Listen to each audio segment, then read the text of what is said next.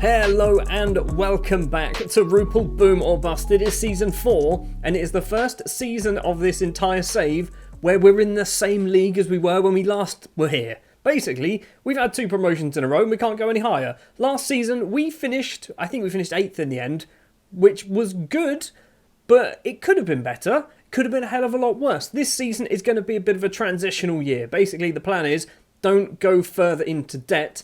Hopefully, maybe we get bought out. That would be ideal to clear our £3 million. I think we're nearly in debt now by. So hopefully we get bought out. Hopefully that's something that happens. Maybe we can develop a very good youngster, sell him for a decent amount of money. We've actually sold a couple of players in January pre-season, which has kind of upped the money, and then we've spent it again because it's me, obviously. This might be a very short season. It might be a very long season, depending on how well it's gone. We're already 3 games in as well. Transfers to talk about. Let's go and look at the transfers first. 3 players have left the club on permanent deals, and I'm starting to regret this first one. Emil Abaz is the Macedonian and Belgian, remember that bit, left midfielder who played a fair amount of football for us over the first 3 seasons. He's gone for not a lot of money either. I'm starting to regret this. £14.75,000 potentially going up to just under 19,000. I don't really know why I did it. I didn't see any improvement in him, basically, and I thought maybe we could get better. We've got better in our youth team, but he's Belgian. Remember, he's Belgian. Being Belgian is very important for us, because I've ballsed up my transfers a bit. Another Belgian to leave, who actually didn't play a lot of football for us, is Lucas Verbist, a young right-winger who has gone to Lommel United for £23,000. I think there's some sell-ons in there as well. We weren't playing him. I don't think he's going to be good enough either. Lots of 9s and 10s in his mental attributes. I don't think he's really going to surpass too much of our expectations with that one. And now the big one. Rich Yennen has also gone to Lommel United for £500,000. He was worth a lot more money, but basically nobody wanted to pay it. I don't think he's that good. He's 24 years old. He's all right. He's okay. He's not £500,000 worth of winger, basically, is what I thought. So we've shifted him on. He scored 5 goals in 18 appearances for us last season. I don't think we're going to miss him. Now, players joining the club, there's a fair few, as you'd probably expect. We've also made use of our little deal with Inter Milan. First of all, loan deals that have been extended from last season. Dennis Weidner has extended his deal for another 12 months. Had a very good season, scoring a goal in, I think it was like 17 appearances he played because he joined in January, but he's here now for a full season. Abubakar Lowe is another player who's extended his loan deal for another year. This is going to be his 3rd season at Rupel Boom. He's cheap. That's kind of one of the reasons why I wanted to extend it. He gives us a little bit more depth as well at centre-back. But yeah, Abubakar's here for another season. Probably will be his last season at the club. And finally, Alan Howells has also extended his loan deal. Howells, when he joined last season, I think he was actually superb for us, so I'm glad that we can get him for another 12 months. He's not great at marking, I've just noticed, but he's good at football. He's only 18 years old as well. I kind of want to keep an eye on Alan and maybe try and sign him in a couple of years' time. We do obviously need to get money to be able to do that. Andrei Yamalenko is our first proper signing. Yes, he was here last season on loan, but Yamalenko has made that loan deal permanent. He's still basically being that DLP in the middle. Not going to get as much football this season as I originally anticipated. He's played 1 and a bit games so far for us. He's done all right. He's actually done really well. We'll come to the results in a minute. But yeah, Yamalenko has made his deal permanent. He is our highest earner by quite a distance. Lafomba, or Lamine Fomba, as what his actual name is, but I for some reason keep calling him Lafomba. He has made his deal permanent as well. He was out of contract at Nimes. We've brought him in. He's getting paid probably too much money because I don't think he's going to be getting much football when you consider the players that we currently have in the squad. When you think we have the Zazuas, we have the Yarmalenkos, we have the Heberts, people like that. Lafomba is he's in the mix as one of our best central midfielders, but I don't like to rotate too much. But he's here. Somebody who I signed a very long time ago, but we couldn't sign him until he turned 18, is Ismail Mizari, an 18-year-old Algerian central defender who signed from MA Boufarik, possibly in his native Algeria. We've loaned him out to MC Oran, so hopefully he's going to get some football there. I think there's something here. I think there's definitely something here. He's currently 2-star current ability. He might have 4.5, 5-star potential, but 5-star potential for us could mean anything. He is a perfectionist though, which is actually absolutely amazing when it comes to personalities. Another youngster to join is Nikolai Vertani, who is a German winger who was previously at Yennen. I'm not sure whether it's a soft J or not, but he's come in free transfer, £350 a week, not getting a lot of money. He's going to sit in the under-21s for a year or two. 2-star current ability, 4.5-star potential. He might get good. Wait and see. We've also brought ourselves another goalkeeper. This time it is Ecuadorian goalkeeper Hamilton Pedra, maybe. He has signed on a free transfer, formerly of Independiente del Valle and Deportivo Cuenca, maybe. He's alright, isn't he? He's got a cap to his name, 3-star current ability, 3-star potential. He's not going to be setting the world on fire, but for a free transfer and a backup who's better than Jamal Blackman, I think it's probably a sensible investment to do this one. And the final permanent deal for now, anyway, the window is still open, but I don't think we're going to be bringing in too many more players, is Aboubakary Koita. He's been brought in because he's a winger in Belgium. Yeah, we need Belgian players. We have to have 6 Belgians in the squad. And our best squad features 0 Belgians. So I've basically had to try and get some Belgians in who might not be necessarily the best players in our team, but they're good enough when we need to play them. Basically, they'll come off the bench a lot of the time. But yeah, Koita's in, free transfer, £2,000 a week, which is a bit steep in my opinion, but I think he's alright.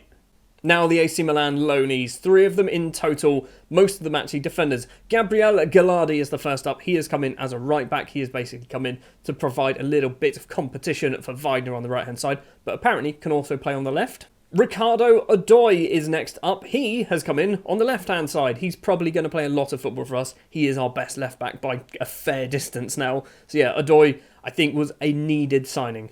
And finally, Gabriel El Hilali.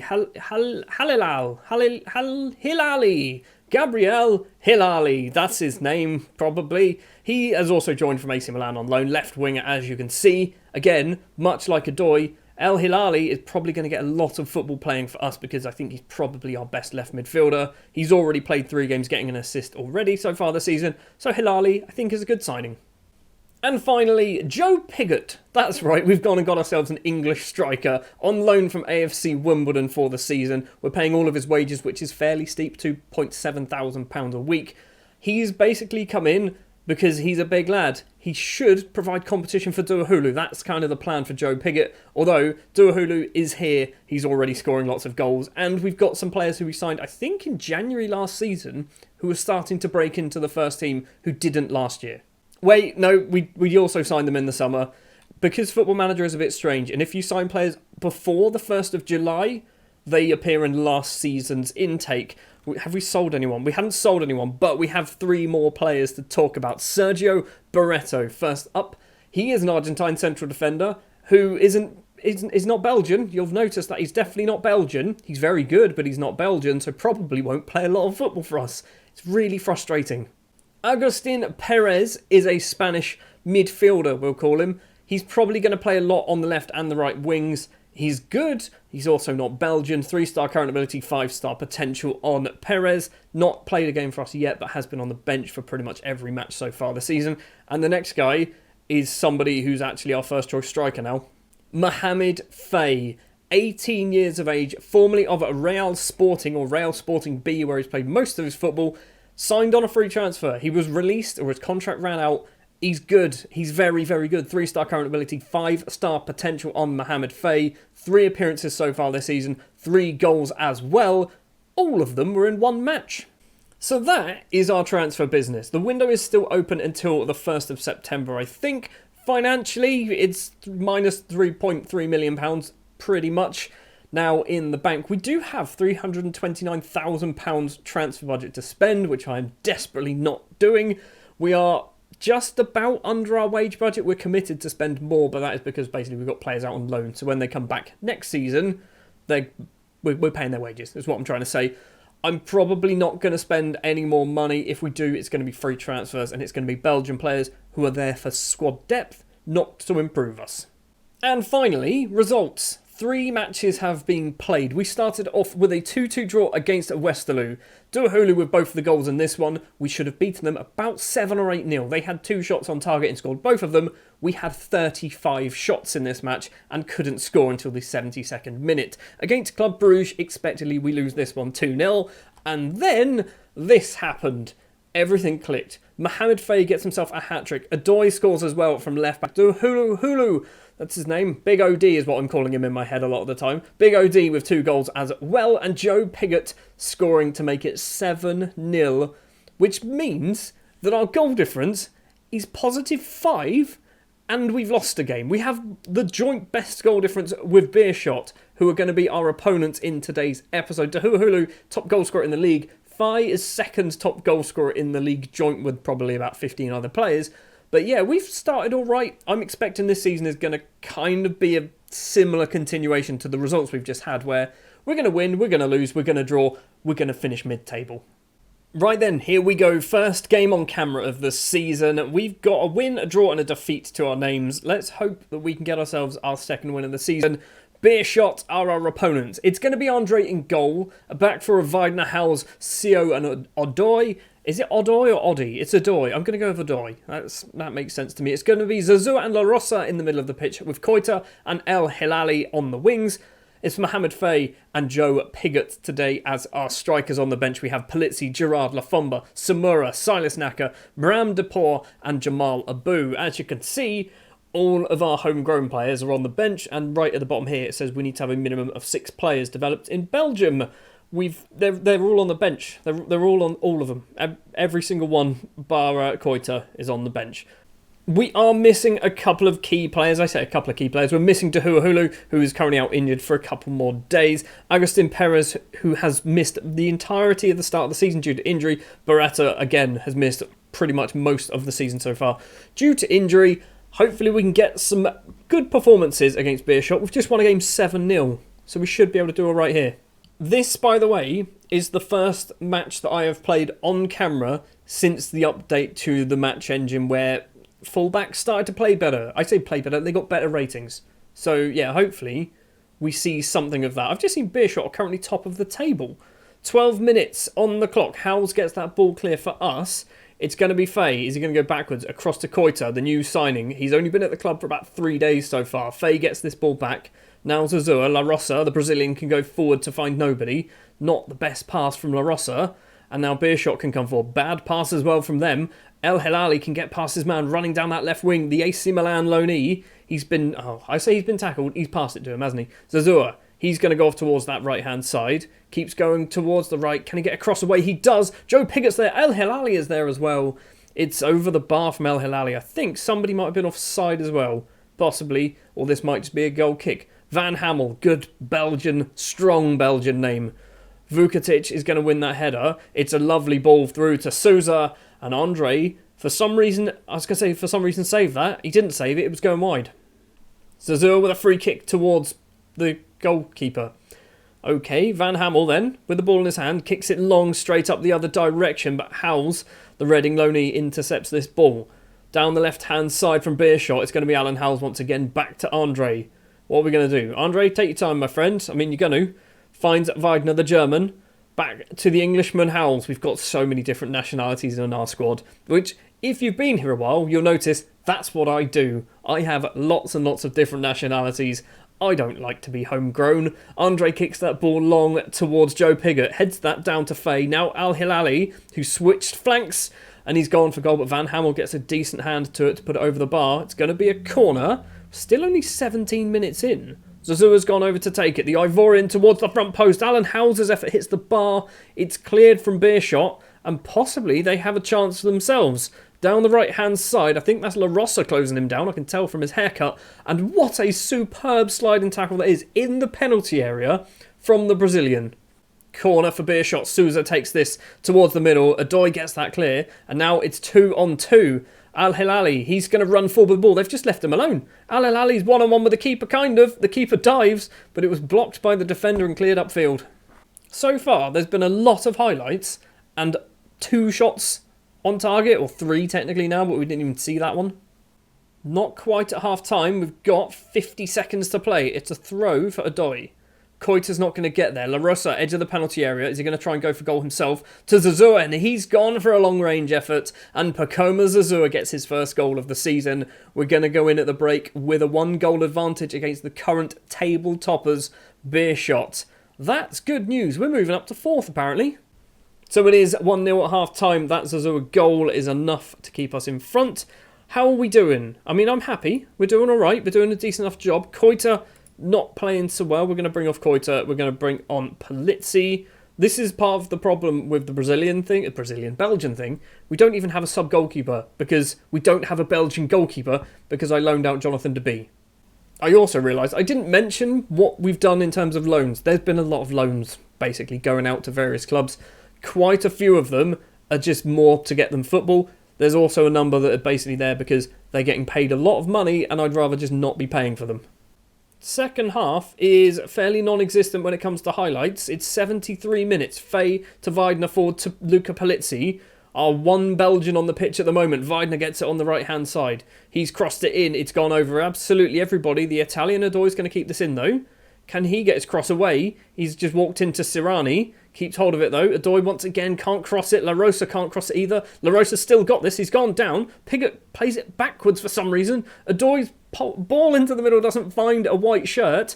What is going on with this highlight? No one can pass the ball. It's Mohammed Faye. Mohammed Faye is in on goal. He's put it in the back of the net, but he was bloody offside.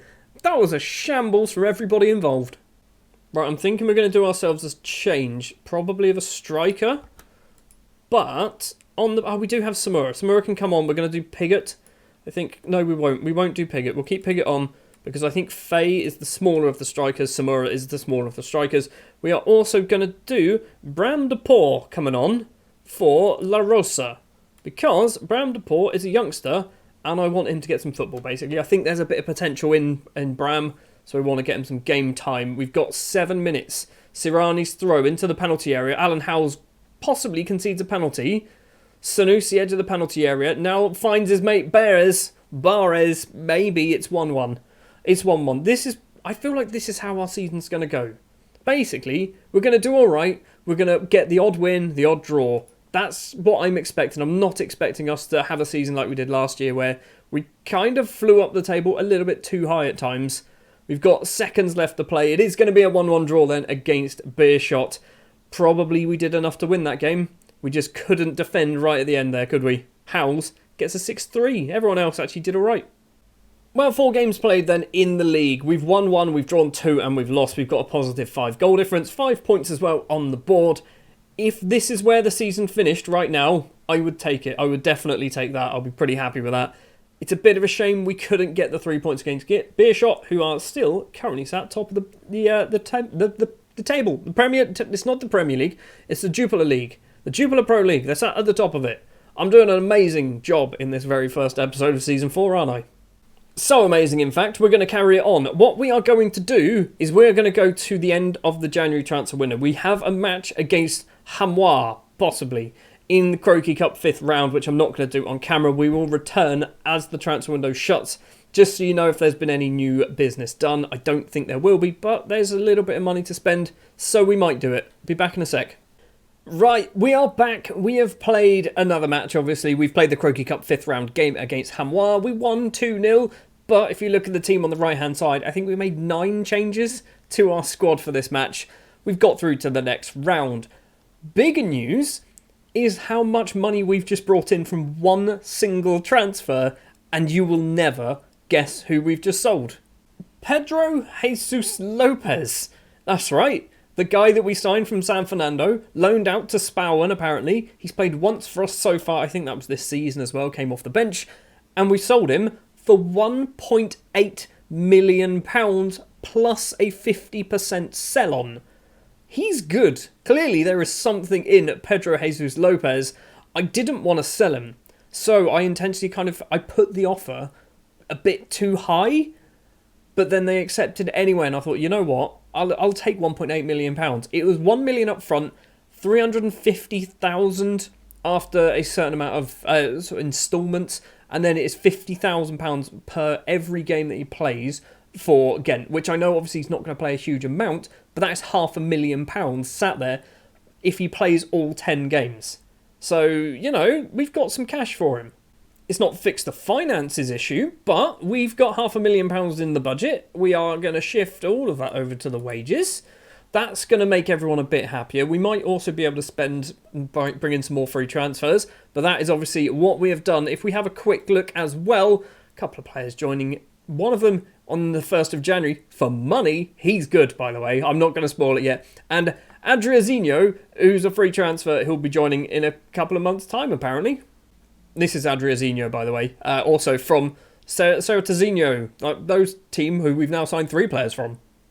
So, other players leaving the club on various loan deals. Magnus Wirtz has gone out on loan. Geert de Kock has gone out on loan. We've loaned out Ferreira. We've loaned out Mizari, as we mentioned. And Dongler. Detri's gone out on loan, which I think is a big deal for him, because that is going to be first-team football for an entire season, which is going to help him out. Same with Geert de Kock, to be honest. Both of them getting an entire season of football. Diarra going out on loan. We've mentioned Verbist, who's left the club. Lucas Lenders going out on loan. Ivan Shevchenko. Angel Torres. That's a big one for me. They're paying £12,000. I think they're paying all of his wages or something. We're getting a lot of money for him. Kasper Vachoviak going out on loan. T-Bay Michaels and Jonathan DeBee all going out on loan as well. But the big news obviously is Pedro Jesus Lopez leaving, going to KAA Ghent for big money. If he gets half of the potential that he might have and they sell him for like 7 million, we're getting £3.5 million from that. That will clear our debts. Obviously, we're not going to get that now, but in a few years' time, that money could come in very handy. Thank you very much for watching episode 1 of season 4 of Rupel Boom or Bust in the Jupiler Pro League. Next episode, we are probably going to go towards the end of October, maybe even the start of November. As I said earlier on in this episode, I think this is going to be a fairly quick season. If it starts getting a bit more exciting and we are challenging for basically the top 4, then it might get a little bit longer in terms of episodes. But for now, I'm planning a fairly short season, 6 episodes, maybe something like that. So yeah, we're going to come back October, November time. Thank you very much for watching this episode. If you did enjoy, do please remember to leave a like. If you're new here and you want to see more, hit the subscribe button. I'll be back next time with more Rupel Boom or Bust. And hopefully, we're just doing alright. That's all I want to do this season. I just want to do alright. I'll see you in the next one.